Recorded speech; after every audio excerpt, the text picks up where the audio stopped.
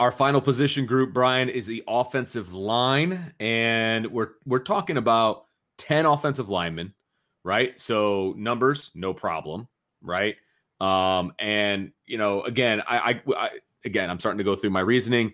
I'm going to give an A minus to offensive line, and I don't know why I'm giving an A minus after I'm sitting here thinking about it. Still hating on Jeff Quinn, huh? I'm totally kidding. I'm totally kidding. Yeah. Totally kidding. I know why. I know why you did, because I know you. The one thing about this group is there's still a lot of projection. Sure. With a lot of these guys. There's not a lot of Quentin Nelson, Alex Bars, Blake Fisher.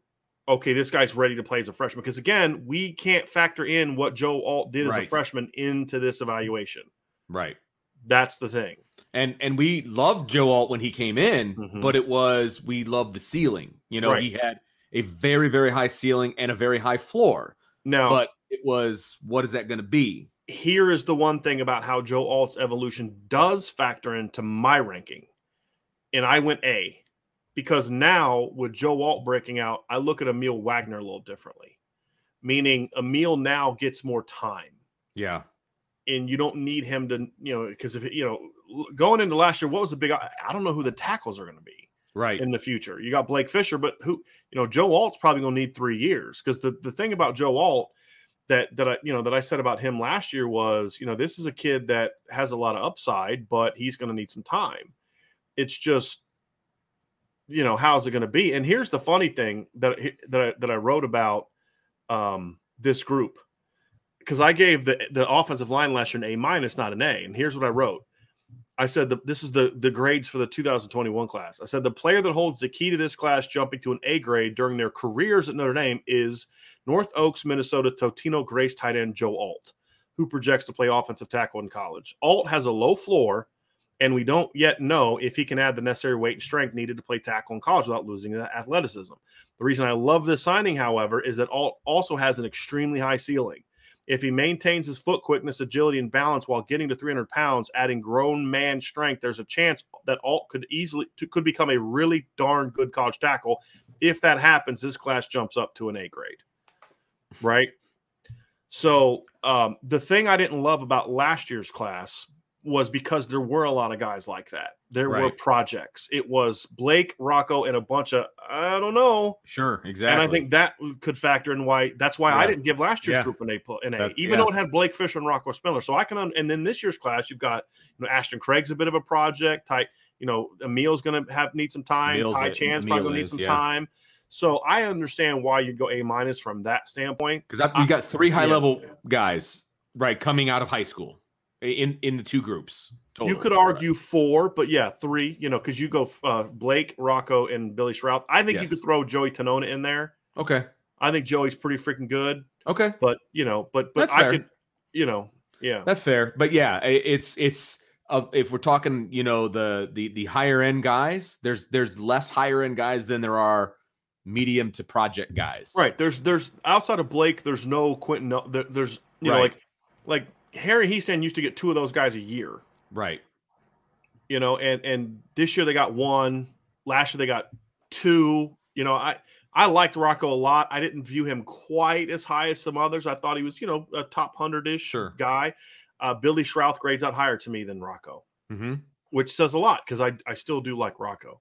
So, it is a group to me. It's a talented group. It's a group that has some guys that I think can be ready to play right away. I think obviously Rocco, I think should have played this year and will be able to battle next year. And when I say right away for an alignment, we're talking first 2 years. Right. And you got Blake Fisher, and I didn't even count Joe Alt, who ended up being able to be ready right away. So he's already ready sooner. But I can't factor that into the evaluation of last year's group. Right. Exactly. I can, however, factor it into this year's group because this year's group is based on the current roster. The current roster is set at tackle for the next 2 to 3 years, most likely. I agree. Whether you view Blake Fisher as a guard with Tosh Baker stepping into the lineup, or you view Blake as a tackle, either way, that's Joe Alt's got the other one. So you got 3 guys 2 to 3 potentially, years. that are locking it down. Yeah, I agree. So now you don't need Ty Chan to be ready right away. You don't need Emil Wagner to be ready to right away. So if those guys play, it's because they're just way better than expected. You've got interior guys that can come in and play early. I think Joey Tanona is a guy that by his redshirt freshman year could be ready to push people. I feel that, Ashton Craig's going to probably need an additional year just to build his body up, but that's what I said about Joe Alt last year. But Billy Strauss, a guy that can come in his first 2 years to compete. Rocco, there's some good players there. And when Caleb Johnson is your 9th graded offensive lineman in a 2-year span, a kid they flipped from Auburn, you're doing pretty good. Yeah. Oh, no question. I see. I think the floor is high for this group. Like the 10 of them, I think the floor overall as a group is really high. And that's why my grade is the way it is. They met their needs.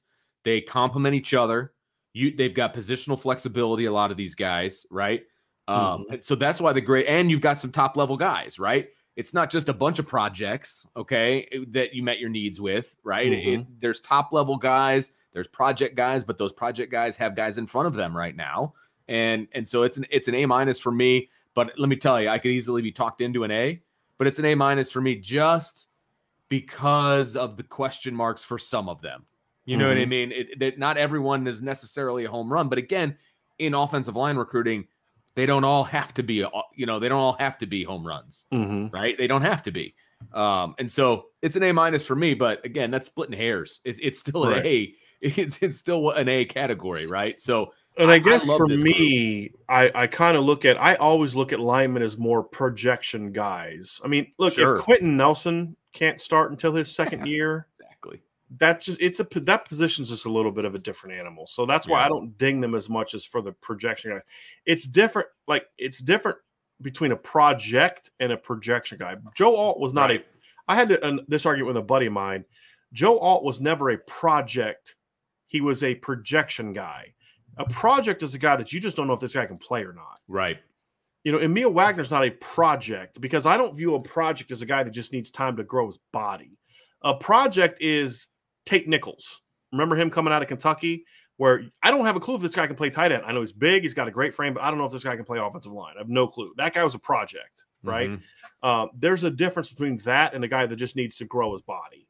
And so that's why I look at it just a little bit differently. But I think this is a really, really good class. There's a reason that the interest in the offensive line job at Notre Dame is as high as it is. I mean, anybody can look at these classes, the last 2 classes, and then what's on the roster, obviously already. Right. But specifically, who they're recruiting, who they have as freshmen, and they're like, okay, we can do some work here. Yeah, and you know what I mean? Like that's what guys look at. They look at rosters. Right. I mean, yes, it's Notre Dame. I get that. That's part of it. That is part of it. But when you dissect the roster, and look, these offensive line coaches that are around the country, they know who these guys are, and they know what kind of talent level they have. And like, oh my gosh, if I had that lineup at my team, I would not be making excuses about why we can't run the ball. I did have one comment to make about this too that factors into it, but I wanted to throw this up real quick. Brian Hockney says Vince gives out A- but not A+. That's the right I'm with you, Brian. Down. I'm with you. So allow me to say this too, Vince. I think the thing that I like about the last 2 years is they both can put a starting 5 together. Absolutely. Now, one starting 5 would be a little better than the other, but like last year, for example, you have Joe Alt and Blake Fisher at tackle. You can move Caleb Johnson to guard with Rocco, and then you'd have Pat Coogan at center, or you could flip Fisher and Caleb Johnson. That starting 5 is not quite as good as the next year's, but it's a starting 5, meaning there's positional flexibility as well. Right. Yep. This year, you talk about a starting 5 of Wagner and Chan at tackle. You look at Strouth and Tanona at guard, and Ashton Craig at center. That's a pretty darn good starting 5. That's not a bad if 5. they all develop and get to their potential. Now, again, not all of them will. I mean, we were looking at this the other day. I think the best stretch they had was, I think, the 13 and 14 classes. Maybe it was 14. I forget what it was, but like 6 of the 10 ended up becoming NFL guys. Right. That's a high hit rate. High hit rate. Because somebody's going to get hurt. Somebody's not going to pan out. Somebody's just going to be buried on the depth chart. It's just, that's the way life goes. But this is a really, really, really good job by this group, in my opinion.